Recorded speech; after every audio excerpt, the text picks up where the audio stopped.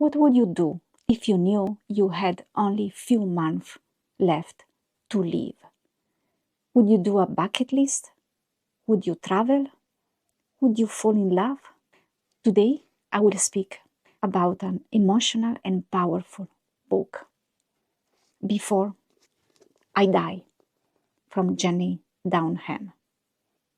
It's a book about Tessa, a 16-year-old girl who has terminal leukemia. Tessa writes a list of things she wants to do before she dies, and she asks her best friend to help her doing the list with her. I really love this book. It's sad because it speaks about death and illness. It's not an easy book, but it's very emotionally strong and deep. And if you like emotional and deep books that make you think and reflect about life and make you feel emotions, this book is for you. The first theme is about life and death. Tessa is 16 years old and she has terminal leukemia. She has few months to live. We usually don't think about death. We prefer to think about life. But it happens. We never know how long we will live, because some people live a longer life and other people live a shorter life. So what this book shows is that it's important to live life by its fullest. Live every moment as it will be the last one. It really teaches you to focus on the present. And if you have any issue about the past, just let it go. Do what you can. Enjoy the present. Enjoy the moment. Because you don't know how long your life will be. And Tessa, for example, she realizes the beauty in the small things, like in the rain, a kiss, a new dress. Yeah, the small things that make life beautiful. And even if we don't like thinking about death, because we prefer to think death will be very far away, but paradoxically, if you think and recognize that death could come at any minute, you will learn how to enjoy life more, how to enjoy the present more, how to appreciate life more. Another big topic in this book is about love and relationships. The book starts with these sentences. I wish I had a boyfriend. I wish he lived in the wardrobe, on a coat hanger. Whenever I wanted, I could get him out and he would look at me the way boys do in films, as if I'm beautiful. It's a beautiful line. In the first lines of the book, Tessa says she would like to have a boyfriend. We don't know yet that she's ill, but we know she wants a boyfriend. And we also know she doesn't feel beautiful. Tessa will meet a boy, and Adam is quiet and kind, and they fall in love, and they start to get together. It's not an easy relationship because Tessa is sick, and sometimes Tessa is pushing Adam away because she doesn't want him to suffer. But still, their love grows, their love deepens. It's not love like in the fairy tales. It's a real love because they have their own issue. Tessa is sick and Adam, he has, for example, a depressed mom.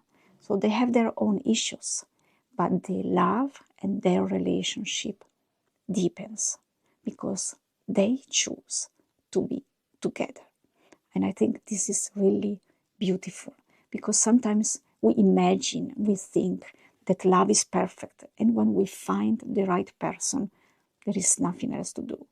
But love is also a choice because people have different emotions, different stories, different reactions.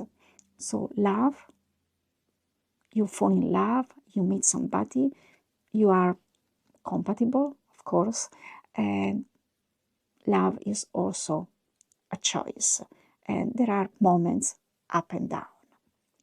So Tessa is showing us in her situation with her health problems, with a terminal illness, she found a beautiful love, and they both grow together.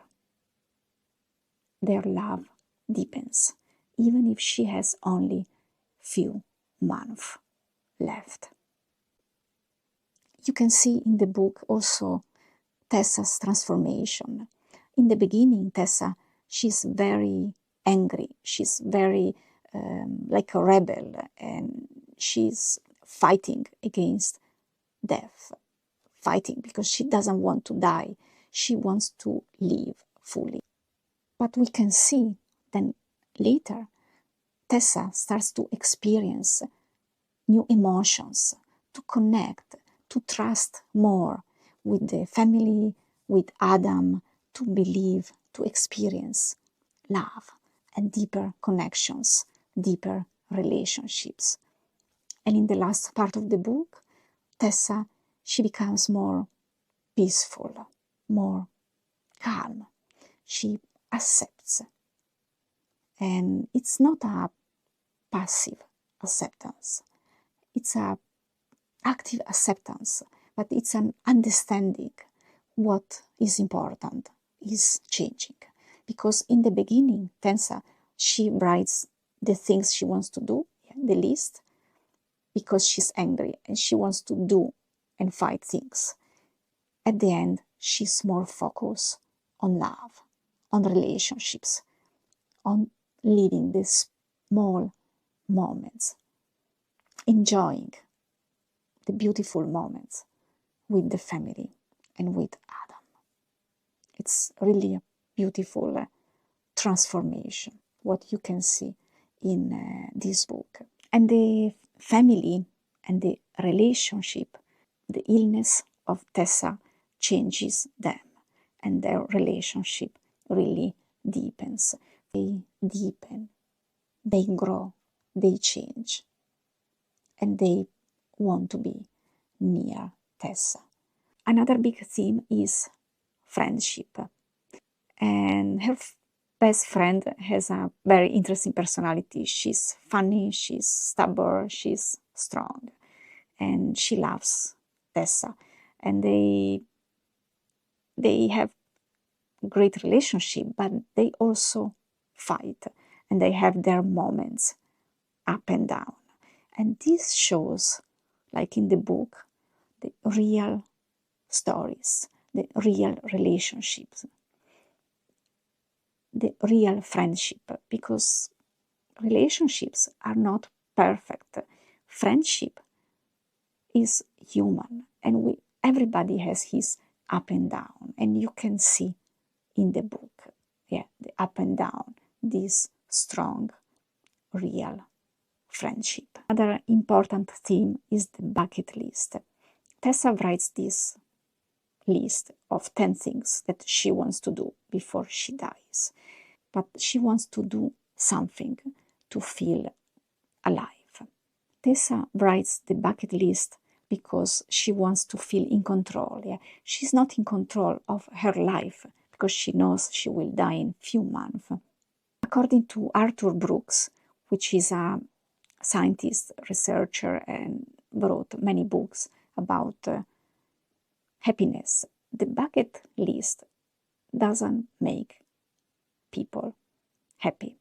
He actually wrote about a reverse bucket list, explaining that instead of accumulating things or experiences, it's better to get rid of things or attitude that limit our happiness. And for example, get rid of attachment, get rid of external validation, get rid of expectations. According to him, there are other things, other pillars. He calls them pillars in life, like enjoyment, satisfaction, meaningful work, doing something meaningful to help serve other people, connections with family and friends.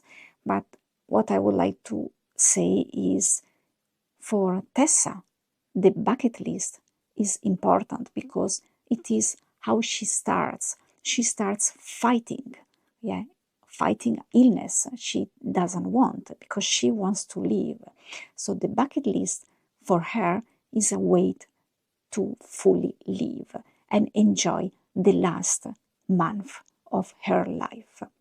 But then Tessa changes, and while in the beginning she's angry, focused on the list, then at the end of the book she really realizes that she finds happiness in the small things, in the little things, and in the connection, in the emotional connections, in the personal relationships, in the love of her boyfriend and the love of her family.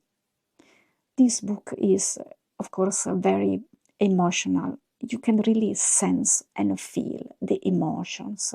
The writer writes in an easy way. She writes mainly short sentences. It's like Tessa is speaking. It's like you are hearing Tessa's voice.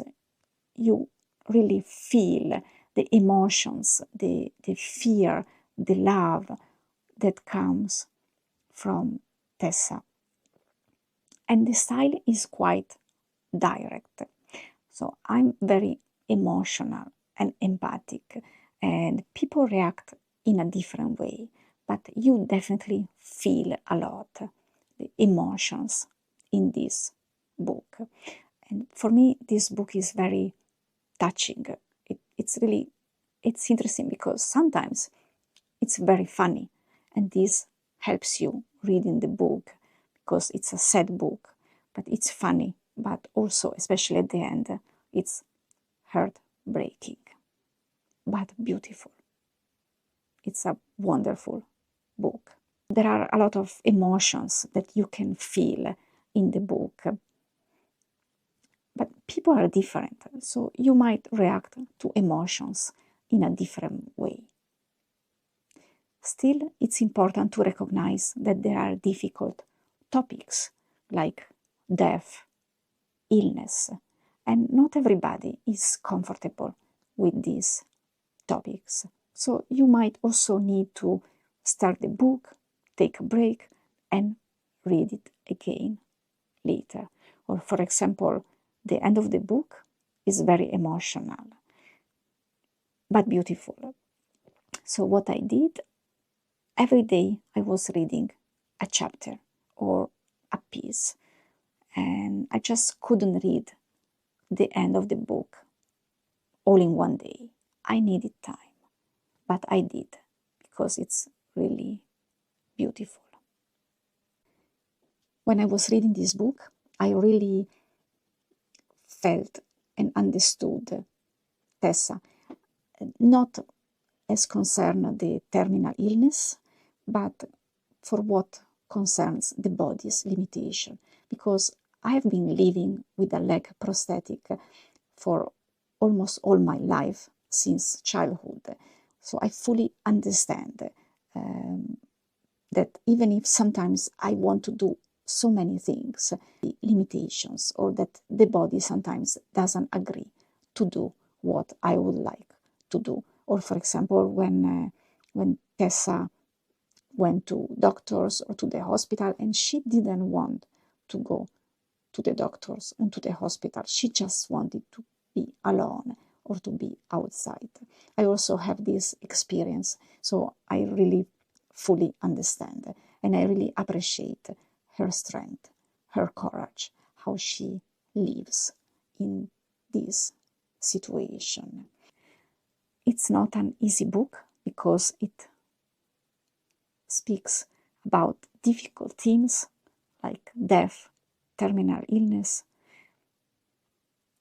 but it's worthy because it made me reflect on life, on love, on relationships, on how we use the time we have, and on what is really important. I hope you like this video.